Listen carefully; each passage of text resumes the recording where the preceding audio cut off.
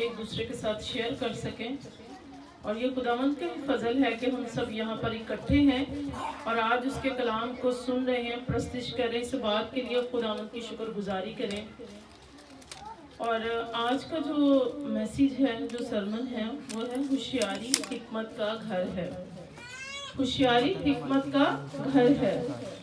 تو میرے عزیز بہنوں اور بھائیوں, آج کا کلام بڑا ہی پاورفل ہے, کیونکہ دیکھیں اس میں حکمت کی بات ہوئی ہے. اور جب حکمت کی بات ہوتی ہے تو کیا وہ حکمت کہاں سے ہم حاصل کرتے ہیں سوائے خدا کے روح القدس کے. ہم مسیحیوں کا ایمان ہے کہ ہم حکمت کو حاصل ہی نہیں کر سکتے.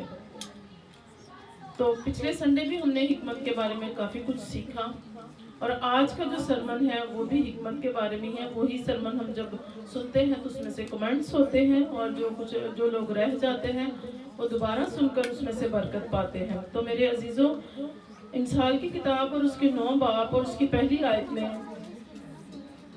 حکمت کے بارے میں لکھا ہوا ہے. خدا کا کلام فرماتا ہے کہ حکمت نے اپنا گھر بنا لیا, اس نے اپنے 7 ستون تراش لیے. یعنی کہ حکمت نے, اگر جس انسان کے اندر حکمت ہے وہ عقل سے چلے گا, سمجھ سے چلے گا.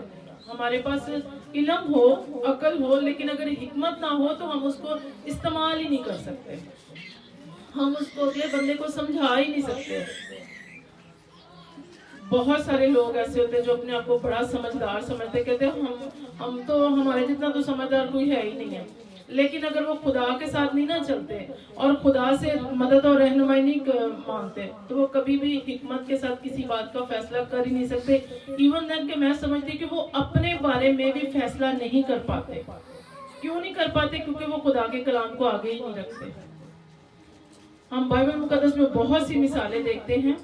دانیل نبی کی مثال بڑی خوبصورت مثال ہے. دانیل نبی جب اسیری میں گئے تو انہوں نے بادشاہ کو ایک خواب کی تعبیر بتانی تھی, جس خواب کی تعبیر کوئی بتا ہی نہ سکا, نہ کوئی نجومی, نہ کوئی وہاں کا استاد, کوئی بھی نہ. تو بادشاہ بڑا پریشان تھا اس تعبیر سے, خواب سے. تو دانیل نبی کو جب بلایا گیا تو دانیل نبی نے کیا کیا تھا؟ دعا کی کہ خداوند مجھے حکمت دے, مجھے وزڈم دے, معرفت دے, تاکہ میں بادشاہ کو اس کی تعبیر بتا سکوں. اور جب خدا نے اس کو حکمت دی تو اس نے کیا کیا؟ تعبیر بتائی. پھر وہ وہاں پر اسیری سے نکل کے بڑے عہدے پر چلا گیا. کیا کیا تھا اس نے؟ اصل میں اس نے خدا سے ہی تو حکمت مانگی.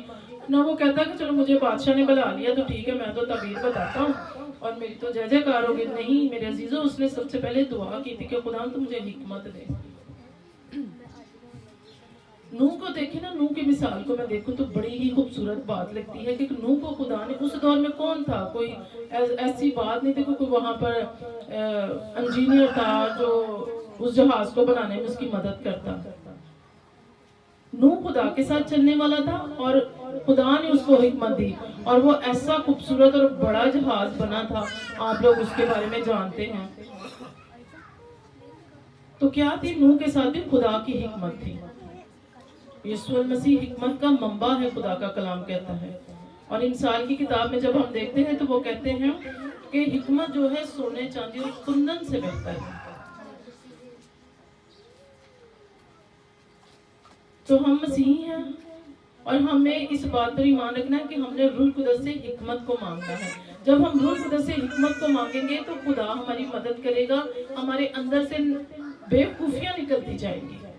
ہم خود بخود خدا کے ساتھ چلنے والے ہوں گے. ہم اپنی زندگیوں کا اچھا فیصلہ کر سکیں گے جب خدا کا کلام ہمارے ساتھ کام کرتا ہے.